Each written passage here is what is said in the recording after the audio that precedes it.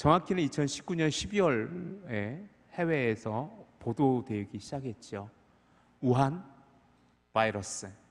중국 우한 지역에서 갑자기 그전에는 발견되어지지 않았던 바이러스가 발견되어지고, 그래서 우한 지역이 이제 봉쇄되어지기도 했는데, 그것이 2022년 1월이 지나면서 점점점 세계적으로 확산이 되어졌고, 우리나라에도 1월에서부터 확진자가 나오기 시작했고, 2월에 대해서는 이제 완전히 그것이 걷잡을 수 없는 상황이 되어졌습니다. 그리고 1년이 훨씬 지나면서 그래도 올해 전반기 들어서 이제 세계적으로 백신도 계속해서 보급되어지고, 우리나라에서 1차 백신 접종률이 40%를 넘어가 60% 가까이 이르렀기 때문에 처음에 예상으로는 뭐였냐면, 이제는 끝을 볼 수 있겠다. 이제 코로나 바이러스의 그 끝을 좀 볼 수 있지 않을까, 이제 좀 이렇게 자유롭지 않을까라는 생각을 하게 됐는데, 그래서 우리 교회도 지난 7월부터 교회학교 예배를 대면 예배로 바꾸고, 그리고 아직까지 플랜카드가 대회실에 지금도 걸려 있지만, 2021년 서머드림 다음 세대 세우기 준비를 거의 마쳤을 때 갑자기 우리나라에서도 갑자기 1000명대, 2000명대 가까운, 오늘도 1800명이 넘는 확진자가 계속 나오는 거예요. 그러면서 7월부터 수도권은 4단계가 되어지고, 지금 세종 지역도 3단계로 이렇게 사회적 거리두기가 강화되어 시행되고 있지 않습니까? 왜 이럴까? 여러분, 그래서 질문해야 돼요. 하나님, 지금 우리에게 무엇을 하고 싶으십니까? 이 질문하기 전에 우리 이런 믿음의 고백이 있어야죠. 우리 성도님들에게 묻습니다. 코로나 바이러스가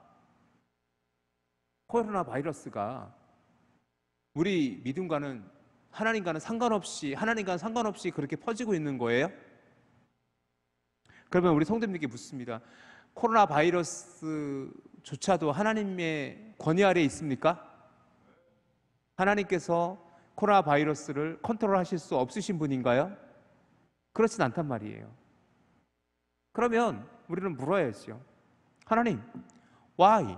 왜 이렇게 하시는 거죠? 하나님, 지금 우리에게 무엇을 원하시는 것이죠?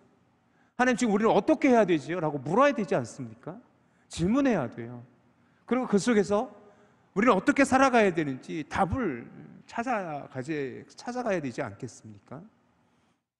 실제적으로 1년 8개월이 지난 이때에 여전히 코로나19가 우리의 삶에 영향력을 미치고 있다면 여전히 우리는 그 질문을 하고 있어야 되는 것이요.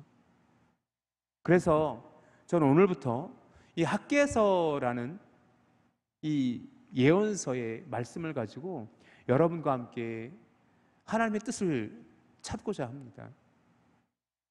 학개시대에 전염병이 있었나? 그때 코로나 바이러스라는 그런 전염병이 있어서 그런 말씀이 학개서에 기록되어져 있나? 아닙니다. 그건 아니에요. 그런데 학개시대에도 위기의 순간이 있었고 여전히 우리는 믿음의 위기를 경험하고 있기 때문에 그 속에서 영적인 어떤 깨달음과 하나님의 음성을 듣고자 하는 거지요. 그래서 앞으로 적어도 5주에서 6주 정도까지는 그렇게 길게 갈 수도 있지 않을까라는 생각을 하게 되는데, 학개서의 말씀을 집중적으로 여러분과 함께 나누고 싶어요. 주일날 이 주일 시간에. 학개서는 길지 않습니다. 2장으로 되어져 있는. 그래서 총 절수로 따지면요, 학개서는 38절밖에 안 돼요. 그렇지만 그 속에서 우리는 하나님의 음성을 들을 수 있어야 되고 또 하나님의 그 뜻을 물어야 됩니다. 이제 본격적으로 학개서를 이야기하기 전에 오늘은 학개서를 아마 직접적으로 이렇게 이야기 나누지 못하게 될지도 모르겠지만, 저는 이 질문을 여러분하고 함께 찾아보고 싶어요. 하나님은 코로나 바이러스를 통해서 지금 무엇을 하고 계시는가라는 질문. 작년에 존 파이퍼 목사님이라는 분이 코로나 바이러스 앤 크리스토라는 코로나 바이러스와 그리스도라는 책을 출간하셨어요. 근데 이 책이 출판되기 전에 PDF 파일로 공유되어지기 시작했어요. 그리고 이것을 공유했어요. 너무나도 급한 메시지였고, 작년 이것이 5월 달인가 6월 달쯤에 제가 이 책을 처음 읽었던 것 같은데, 이 책이 출판되어지고 이 책이 공유되어지면서 처음에 이렇게 책으로 출판되어진 것이 아니라 PDF라는 파일로 공유되어지면서 읽을 수 있도록 그것을 무료로 이렇게 나누어지게 됐어요. 그러면서 그 책을 읽게 됐고, 지금도 저는 이 책을 읽고 있고, 그러면서 이 책에서 존 파이퍼 목사님은 무엇을 질문하냐면, 우리 같이 한번 읽어봅시다. 시작. 하나님은 코로나 바이러스를 통하여 무엇을 하고 계시는가? 무엇을 하고 계시는가? 라는 질문이에요. 이 질문에 답을 찾기 전에 우리는 무엇을 얘기해야 되냐면 코로나19와 하나님입니다. 1번 시작. 코로나19는 하나님의 능력 밖의 일인가? 정말 여러분 그렇게 생각하세요? 정말로 코로나19는 하나님의 능력 밖의 일과 하나님이 상관할 수 없는 하나님의 능력 범위 밖의 일이에요? 그럼 전능하신 하나님이 아닐 수 있죠. 자, 기억하십시오. 하나님은 여전히 코로나19를 우리 가운데 우리 곁에 두신 이유는 분명히 하나님께서 하나님의 메시지가 분명히 있으시다라는 사실이에요. 저는 만약에 정말로 코로나 바이러스가 단지 중국의 우한이라는 곳에서 우연히 시작되어진 바이러스고, 그것은 여전히 그렇게 지금 전 세계를 휘감고 있는 위협이고 생명을 위협하고 있는, 우리의 삶을 무너뜨리고 있는 그런 바이러스가 하나님과 상관없는 존재라면 하나님은 유한한 존재가 아니고 하나님은 전능한 존재가 아닐 수도 있겠지요. 하지만 기억하십시오. 하나님은 전지전능하십니다. 믿습니까? 하나님이 여전히 우리의 삶을 이끄시는 분이에요. 믿습니까? 그러면 코로나19 역시도 하나님의 능력 밖의 일이 아니라 하나님의 능력 안에 있는 일이에요. 그렇기 때문에 두 번째 질문이 우리 가운데 던져져야 돼요. 시작. 코로나19와 관련된 하나님의 섭리가 그분의 거룩함이나 의로우심이나 선하심과 모순되는가? 아무 죄 없는 우리들에게 아무 목적 없이 하나님께서는 그렇게 장난스럽게 개구장이처럼 그렇게 이 세상에 코로나 바이러스를 던져버리신 것이냐라는 거예요. 하나님께서 아무런 목적 없이 그렇게 하나님의 그 거룩함과 의로우심이 상관없이, 그 선하심과 상관없이 그렇게 코로나 바이러스는 우리에게 던져진 거예요? 아니란 말이에요. 실제적으로 이 코로나 바이러스는요, 하나님의 권위 아래에 있습니다. 그리고 더 중요한 것은 무엇이냐면 그분의 섭리, 그분의 거룩하심, 그분의 의로우심 가운데 코로나19 바이러스는 우리 가운데 허락되어졌다는 사실입니다. 그래서 우리는 이렇게 이해할 수 있습니다. 우리는 원래 진노의 자녀예요. 우리는 원래 은혜 받을 수 있는, 하나님의 은혜를 누려갈 수 있는 그런 자격조차 없었어요. 그래서 우리가 하나님 앞에, 그럼에도 불구하고 하나님은 우리가 은혜를 주셨고 우리를 이끌어 가세요. 그래서 코로나19는요, 절대로 하나님의 그 거룩하심도 의로우심도 선하심도 관계없이, 아무리 코로나19가 우리의 삶을 무너뜨리고 있을지라도 여전히 하나님은 선하시고요, 하나님은 의로우시고 하나님은 거룩하십니다. 그리고 하나님께서는 세 번째, 코로나19를 멈추게 할 능력이 있으십니다. 믿습니까? 그렇다면 오늘 또다시 던질 질문, 그러면 하나님은 코로나 바이러스를 통해서 우리에게 무엇을 이야기하고 싶으신 거죠? 그것에 대한 답을 찾아갈 수 있어야 돼요. 존 파이퍼 목사님은 코로나 바이러스와 그리스도라는 책을 통해서 6가지의 답을 제시합니다. 그분의 답이 정답은 아닐 수 있어요. 그분이 얘기했다고 해서 모든 것이 그분의, 하나님이 그렇게 움직이시는 분도 아닌데, 그 존 파이퍼 목사님의 책을 통해서 우리는 인사이트, 어떤 그 깨달음의 도움을 얻을 수 있다라는 생각을 하게 됩니다. 첫 번째, 우리는 이 답을 찾을 수 있어요. 우리 함께 읽어봅시다. 시작. 하나님은 코로나 바이러스의 발발을 통하여 세상 사람들에게 하나님을 경홀히 여기는 죄의 영적인 추악함과 그 끔찍한 도덕적 현실을 그림처럼 보여주시고 있다라는 거예요. 이 코로나 바이러스를 통해서 하나님께서는요, 다른 재난이 닥칠 때도 마찬가지이지만 특별히 이번 코로나 바이러스를 통해서 인간의 추악한 그 죄성을 여실히 드러내고 있다는 사실을 부정할 수 없는 거예요. 그 영적인 추악함과 그 끔찍한 도덕적 현실, 그런 것들을 통해서 그런 것들의 모습을 우리로 하여금 직면할 수 있도록 코로나 바이러스를 통해서 우리는 그 하나님의 그 계획하심을 깨달을 수 있지 않을까. 깨어라. 나를 거스른 죄가 이렇게 무섭고 흉측하다. 죄는 코로나 바이러스보다 훨씬 더 위험하다라는 사실을 우리에게 알려주시고 있는 것만 같아요. 사랑하는 성도 여러분, 이 존 파이퍼 목사님께서 그 코로나19를 통해서 영적인 추악함과 그 끔찍한 도덕적 현실을 그림처럼 보여주시고 계시다는 사실을 우리는 우리나라에서도 경험했잖아요. 어떤 경험을 했죠? 작년 그 코로나 바이러스가 결정적으로 우리나라에서 확산되어지는 결정적인 어떤 모멘텀이 있었는데 그것이 뭐였냐면 신천지 사건이었었어요. 분명히 신천지라는 이단의 정체가 이미 많은 기독교에는 알려져 있지만 세상 사람들은 모르고 있었거든요.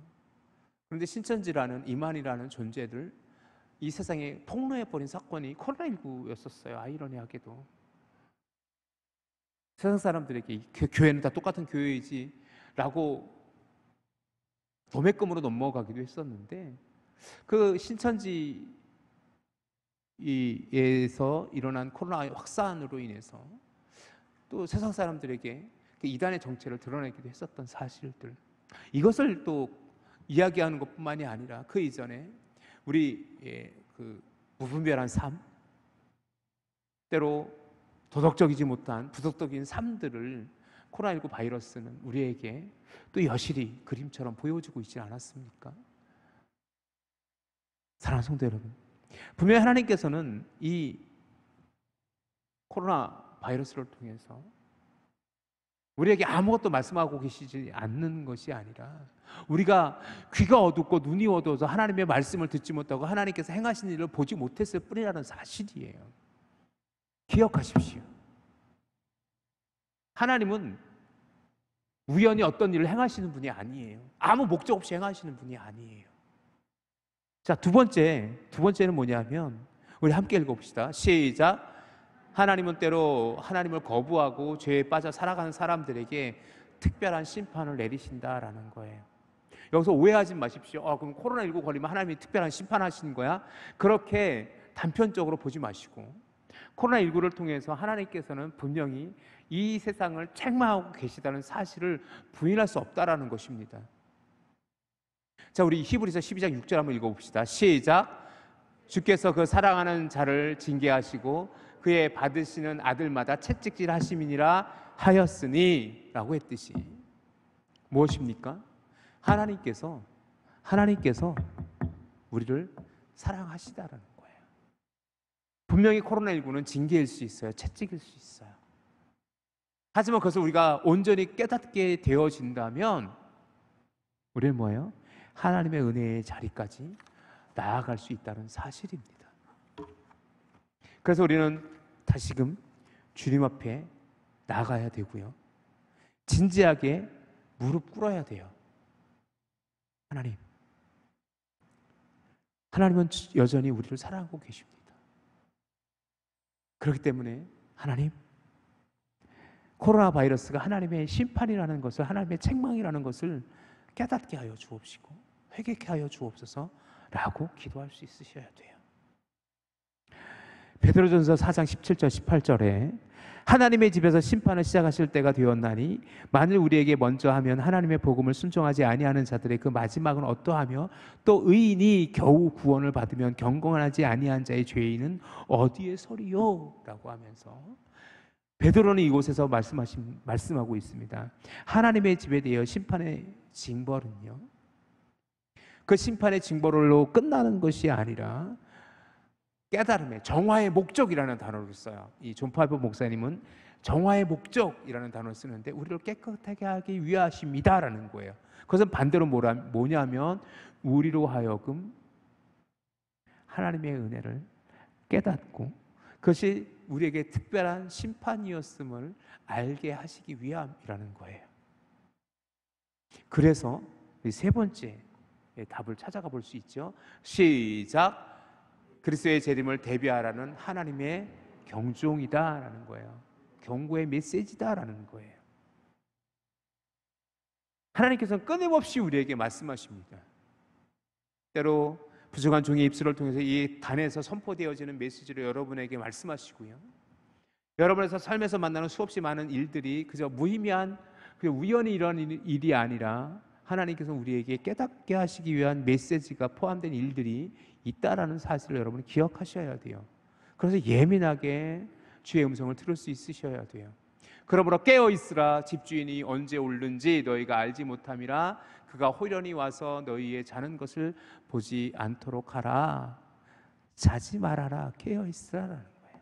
그래서 코로나19는요 우리에게 깨어 있으라고, 언제 하나님의 심판의 때가 오는지 알 수 없으니 너희는 깨어 있으라고 우리 가운데 끊임없이 말씀하고 있는 것 같아요. 그래서 네 번째, 우리 함께 읽어볼까요? 네 번째입니다. 시작.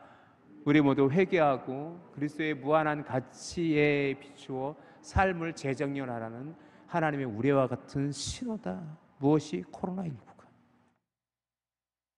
자, 우리 고린도후서 12장 9절, 우리 12장 9절 함께 읽어봅시다. 시작. 내가 이르시기를 내 은혜가 내게 족하도다. 이는 내 능력이 약한 데서 온전하여 짐이라 하신지라 라고 말씀하셨죠. 그래요. 이 귀한 이 메시지, 회개의 촉구, 그리고 그리스도의 무한한 가치, 그리스도께서 우리에게 주신 그 한없는 은혜 가운데 우리의 삶을 재정렬하라는, 새롭게 삶을 좀 정비하라고, 삶을 다시금 주님 앞에 온전히 내어놓을 수 있도록 삶을 뒤돌아보라고 우리에게 우레와 같이 말씀하고 계신 것이 코로나19 아니겠느냐라고 존 파이퍼 목사님이 얘기하고 있는 거예요. 그렇습니다. 이러므로 너희도 준비하고 있으라. 생각하지 않을 때 인자가 오시리라 라고 예수님께서 우리에게 경고하고 계세요. 사랑하는 성도 여러분, 코로나19는 지금 여전히 계속되어지고 있어요. 그래서 어떤 분은 이제 코로나19가 감기처럼, 독감처럼 우리 곁에서 그렇게 계속 함께하지 않겠느냐라는 전망도 내놓기도 해요. 그리고 이제 백신이 개발되어졌듯이 치료제도 개발되어지고, 그 치료제가 개발되어지면 코로나19가 완전히 이 땅에서 종식되어지는 것이 아니라 그 바이러스가 계속해서 남아 우리와 함께, 우리 감기처럼 독감처럼 하나의 질병이 되어질 수 있을 것이다 라고 얘기해요. 어떻게 될지는 저도 잘 모르겠어요. 하지만 분명한 것은 뭐냐면 하나님께서는 여전히 우리 가운데, 하나님께서는 그 코로나19로 우리의 삶을 되돌아볼 것을, 그리고 우리가 하나님 앞에 어떻게 서야 될 것을 스스로 삶을 보게 하신다는 사실을 여러분 기억하십시오. 그리고 다섯 번째로 이렇게 얘기하십니다. 시작. 자기 연민과 두려움을 극복하고 용기와 기쁨과 사랑으로 선을 행함으로써 하나님을 영화롭게 하라는 부르심이다 라는 거예요. 자, 여기서 굉장히 중요한 도전이 되는데, 코로나19 때문에 얼마나 많은 사람들이 어려움을 겪고 있습니까? 얼마나 많은 사람들이 삶의 영향력을 받고 있어요. 얼마나 많은 교회들이 위기에 처해 있는지 모릅니다. 우리 교회는 너무너무 감사하게도 우리 성도님들의 사랑과 헌신으로 우리 교회는 든든히 여전히 주님을 예배하고 그 주님의 사명을 감당하고 있습니다. 그런데 정말 안타까운 것은 뭐냐면 이것이 정확한 통계는 아닐 수 있지만 대부분의 여러 교회 성경학자들이 코로나19로 평균적으로 교회의 30%의 성도들이 떠났다고 해요. 교회를 떠난 거예요. 이유는 코로나19가 종식되면 돌아오겠다고 하지만 정말 돌아올까? 그런 좀 비관적인 전망도 있어요. 코로나19가 종식되어진다 하더라도 하나님의 교회, 특별히 한국 교회는 어떤 모습으로 회복되어질 수 있을까? 긍정적인 어떤 보고보다도 부정적인 이야기를 하시는 분들이 굉장히 많은 것도 사실이에요. 그 심각한 타격을 입고 있는 교회 학교들, 다음 세대들 뿐만 아니라 우리의 삶이 무너지고 있지 않습니까? 이럴 때 교회는 무엇을 해야 되는가라는 거예요. 무엇을 해야 됩니까? 그들을 찾아가고 그들에게 아직 희망이 있음을 전해야 되고 우리의 선한 행위로서 그들을 위로할 수 있어야 된다라는 것입니다. 그런 사역들이 오늘 우리들에게 요구되어지고 있음을 여러분이 기억하시기를 주님의 이름으로 축원합니다. 오늘 정말 중요한 메시지, 하나님을 영원롭게 하라는 부르심이다라는 거예요. 우리 마태복음 5장 16절 말씀 다시 그 슬라이드를 띄워주시고요, 함께 읽어봅시다. 시작. 이같이 너희 빛을 사람 앞에 비추게 하여 저희로 너희의 착한 행실을 보고 하늘에 계신 너희 아버지께 영광을 돌리게 하라라는 거예요. 결국 뭐냐면 이 희망이 없는 세대 같은 이때, 모든 사람들이 힘겹고 보고하는 이때에 되려 우리는 더 힘을 내라고 하나님께서 당신과 함께 하심을, 그리고 실제적으로 도움이 필요한 곳에 우리의 사랑의 손길을 내어밀 수 있는 우리 교회, 우리 성도님들 되어질 수 있기를 주님의 이름으로 축원합니다. 나눌 수 있어야 되고 함께 할 수 있어야 되고, 그리고 마지막으로 우리 성도들에게 향한 권면입니다. 시작. 하나님은 코로나 바이러스를 통해 전 세계의 현실 안주형 신자들을 일깨워 새롭고 현실적인 일을 하게 하시고 복음을 믿지 않는 세상 사람들에게 그리스도의 복음을 전하게 하신다라는 거예요. 그것을 위해서 지금 하나님께서는 일하고 계신다라는 사실입니다. 자, 톡탁 신자, 그렇게 남아있는 성도들에게 오늘 우리에게 그 현실 안주형, 좋은 게 좋은 거야, 이때 이 정도면 됐어라고 하는 그 성도에게 아니다, 지금 깨어 일어날 때라고 우리를 깨우시고, 그리고 오늘 우리에게 도전하십니다. 복음을 믿지 않은 세상 사람들에게 그리스도의 복음을 전하게 하신다라는 거예요. 코로나19 시대인데 어떻게 복음을 전해요? 어떻게 교회 오라고 해요? 그건 여러분이 착각하고 있는 거예요. 전도는요, 전도는 그 사람을 교회로 이끌어오는 것, 맞기도 하고 틀린 표현이에요. 전도는요, 믿지 않는 죽어가는 영혼에게 생명을 전해주는 거예요. 그리고 그 다음은 하나님 책임이에요. 하나님께서 그의 생명을 우리의 입술을 통해서 복음이 증거되어질 때 그들이 복음에 어떻게 반응하냐는 하나님의 영역이란 말이에요. 우리가 그들을 믿게 할 수 없어요. 하지만 우리가 그 도구로 사용되어질 수 있다는 거예요. 코로나19로 희망을 잃어버린 이들에게, 삶이 무너지고 있는 그들에게 여전히 하나님께서 함께 하신다라는 그 생명의 말씀을 전할 수 있기를 주님의 이름으로 축원합니다. 코로나19는요, 그것을 통해서 하나님께서 전화위복에 하나님 우리에게 말씀하실 거예요. 오늘도 오후 예배 때 박상구 선교사님께서 오셔서 또 선교 보고와 말씀을 전해주시겠지만, 선교사님들이 얼마나 큰 위기에 있는지 몰라요. 코로나19 때문에 들어가지도 못하고 나오지도 못하는 선교사님들이 얼마나 많은지 몰라요. 사역들이 다 막혀버렸어요. 하지만 그 속에서 하나님께서는 또 다른 기회를 주실 것이고 또 다른 희망을 이야기하게 하실 것입니다. 거룩한 사명으로 우리를 다시 부르실 것입니다. 믿습니까? 그 거룩하신 부름 앞에 설 수 있는 저와 여러분 되어질 수 있기를 주님의 이름으로 축원합니다. 그래서 우리 교회는요, 더욱더 교회다운 교회로 세워질 수 있어야 돼요. 그래서 우리 교회는 다시금 세워져야 됩니다. 믿음으로 세워져야 되고요. 하나님의 거룩한 부르심 앞에 우리가 응답할 수 있는 교회가 되어져야 됩니다. 그렇게 새롭게 교회를 세워가기 위해서 저는 이 학계의 말씀에 집중하고 싶은 겁니다. 학계. 여러분의 학계는 어떤 선지자인지 저는 잘 모르겠어요. 여러분이 얼마나 학계라는 선지 예언서를 여러분이 얼마나 알고 있고 또 얼마나 그 말씀을 의미 있게 받아들이고 있는지 저는 잘 모르지만 앞으로 몇 주간에 걸쳐서 이 학계의 말씀을 나눌 때에 하나님께서 우리에게 주시는 그 은혜들 그리고 새로운 비전과 하나님의 소명들을 함께 나눌 수 있는 그런 귀한 시간 되어질 수 있기를 주님의 이름으로 축원합니다. 조금만 학계에 대해서 조금만 말씀드리면 학계가 어떤 사람이냐면 학계는 사람 이름입니다. 학계는 사람이에요. 그 사람은 언제적 사람이냐면 기원전 530년대 사람이에요. 즉 지금부터 한 2550년 정도 전에 이스라엘 땅에 살았던 선지자의 이름이에요.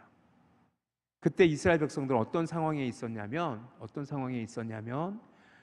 바벨론 포로기 이후에 그들이 다시금 고레스 칙령이라는 것에 의해서 그들이 이스라엘 유대의 땅으로 다시 돌아오게 돼요. 그것을 귀환이라고 합니다. 유대인들 포로의 귀환, 예루살렘으로의 귀환이라는 표현을 쓰게 되는데 그 배경을 조금만 설명드리면 기원전 587년 훨씬 전에 약 한 60 학계가 살던 시대에 한 60년 전에 이스라엘 백성들은 바벨론이라는 나라에 의해서 포로로 끌려가게 됩니다. 포로로 끌려가게 되고 그리고 포로로 끌고 간 바벨론의 나라가 바사, 즉 세계사적으로는 페르시아라는 나라에 의해서 멸망을 당하게 됩니다. 그리고 페르시아라는 나라의 왕이 등극하게 되는데 그 이름이 고레스라는 사람이에요. 고레스. 키루스 2세로 이제 역사책에는 키루스 2세라고 되어져 있고 성경에는 고레스라고 그렇게 표현되어지는 왕이 고레스예요. 그 사람은 바사 왕이에요. 그런데 이사야서에는요 그를 나의 메시아, 내가 세운 목자라고 표현될 정도로 하나님께서 쓰신 이방의 왕이에요.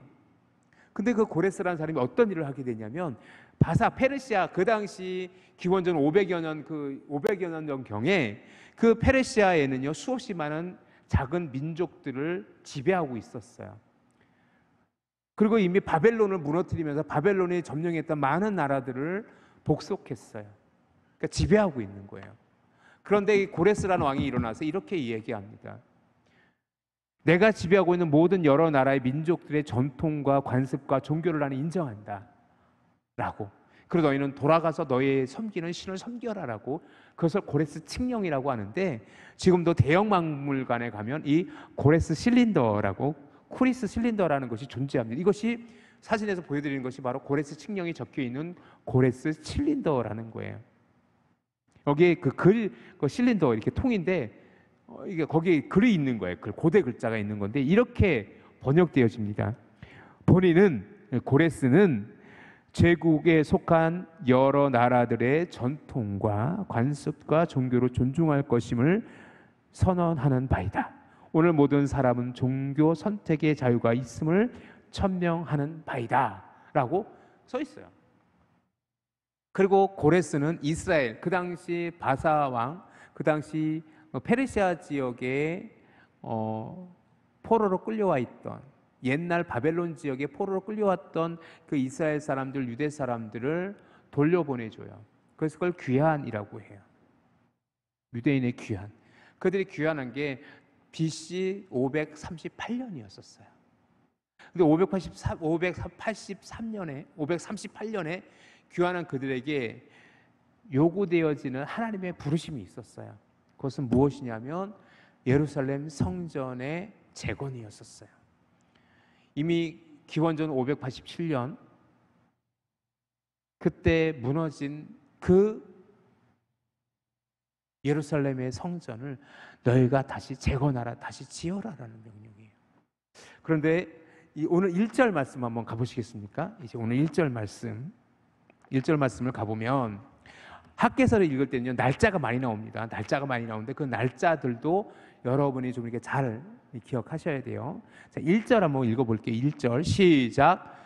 다리오 왕 제2년 여섯째 달 곧 그 달 초 하루에 여호와의 말씀이 선지자 학개로 말미암아 스알드엘의 아들 유다 총독 수룹바벨과 여호사닥의 아들 대제사장 여호수아에게 임하니라 이르시되라고 되어져 있는데, 여기서 다리오 왕, 바사 왕 다리오 왕의 제2년 여섯째 달 곧 그 달 초하루는 정확하게 기원전 520년 8월 29일이에요. 그날이 정확하게 기원전 BC 520년 8월 29일이었단 말이에요. 그러니까 뭐예요? 그들이 포로로 잡혀갔다가 예루살렘에 온 해가 기원전 538년이에요. 그러니까 18년이 지나도록 그들은 예루살렘 성전을 다시 짓지 못하고 있었던 거예요. 위기 가운데 있는 거예요. 신앙적 위기, 하나님의 말씀에 불순종했던 그들의 모습들. 그래서 하나님께서는 스룹바벨과 그리고 여호수아, 그 당시의 대제사장인 여호수아에게 학개를 통해서 말씀하시는 거예요. 다시 지어라 하는 거예요. 그런데 안타깝게도 그 이스라엘 사람들은요 이렇게 얘기해요. 지금은 아닙니다라고. 지금은 아닙니다. 왜? 너무 가난합니다. 우리가 너무 가진 것이 없습니다. 그러니까 뭐냐면 핑계대는 거예요. 할 수 없습니다. 6절 말씀 볼게요. 6절 말씀 잠깐만 보죠. 6절 말씀에 시작. 너희가 많이 뿌릴지라도 수확이 적으며 먹을지라도 배부르지 못하며 마실지라도 흡족하지 못하며 입어도 따뜻하지 못하며 일꾼이 삭을 받아도 그것을 구멍 뚫어진 전대에 넣음이 되느니라 라고 말씀하고 있는 것처럼, 실제적으로 그들은 수확할 게 없었어요. 실제적으로 고대 이 시대의 어떤 그 고대 전승이나 자료들을 보면 이때 그 유대 땅에 있는 그 팔레스타인 지역에 큰 냉해가 있었다라는 보고도 남아져 있어요. 그러니까 뭐냐면 실제적으로 그들은 가난했고 힘이 없었고 그들은 너무나도 안타까운 그런 삶을 살아가고 있었던 거죠. 그런데 하나님께서는 그것을 반대로 말씀하세요. 자, 11절 말씀 한번 보시겠습니까? 학개서 1장 11절 말씀. 우리가 다 앞으로 더 자세히 한번 이 본문을 또 다루겠지만 시작. 내가 이 땅과 산과 곡물과 새 포도주와 기름과 땅의 모든 소산과 사람의 가축과 손으로 수고하는 모든 일에 한재를 들게 하였느니라 라고 되어 있는데, 자, 이것은 무엇을 의미하는 거냐면 너희가 가난하게 된 거, 너희가 많이 뿌릴지라도 수확이 적으면 먹을지라도 배부르지 못하면 마실지라도 흡족하지 못하면 입어도 따뜻하지 못하면 이 일꾼이 싹을 받아도 구멍 뚫어진 전대에 넣음같이 된 것은 너희가 하나님의 전을 그대로 두었기 때문이다. 사명을 감당하지 않았기 때문이다. 하나님의 성전을 너희가 짓지 않았기 때문이다라고 그렇게 학개는 이야기하고 있는 것입니다. 닭이 먼저인지 알이 먼저인지의 논쟁 같지만 조금만 기억해 보세요. 조금만 기억해 보세요. 하나님께서 우리를 풍요롭게 하시는 분이세요. 하나님 우리를 축복하시는 분이에요. 믿습니까? 그런데 하나님께서 우리에게 오늘 요구하시는 믿음은 어떤 믿음이냐면 너희가 하나님 앞에 다시 서라라는 거예요. 그 너희가 하나님의 전을 재건하라라는 거예요.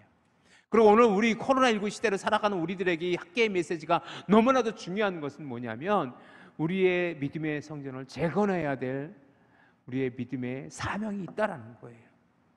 그 믿음의 고백 가운데 하나님 앞에 나아가는 우리 믿음의 성도들이 다 되어질 수 있기를 주님의 이름으로 축원합니다. 이제 말씀을 정리하고자 합니다. 사랑하는 성도 여러분, 코로나19는요 우리를 너무 힘들게 해요. 여전히 우리의 삶을 위협하고 있는 것도 부인할 수 없는 사실입니다. 그렇지만 여러분 기억하십시오. 하나님은 코로나19보다 능하신 분이고요. 하나님은 코로나19와 상관없는 분이 아니라 코로나19를 지배하시는 분이라고 저는 믿습니다. 그렇다면 우리의 삶도 여전히 하나님의 은혜 가운데 살아갈 수밖에 없고, 그렇기 때문에 오늘 우리는 믿음의 전을 다시 세워가야만 합니다. 오늘 그런 믿음의 고백으로 주님께 나온 우리 믿음의 성도들을 주님의 이름으로 간절히 축복합니다. 그리고 우리의 믿음의 성전을 다시 세워갈 수 있기를 주님의 이름으로 축복합니다.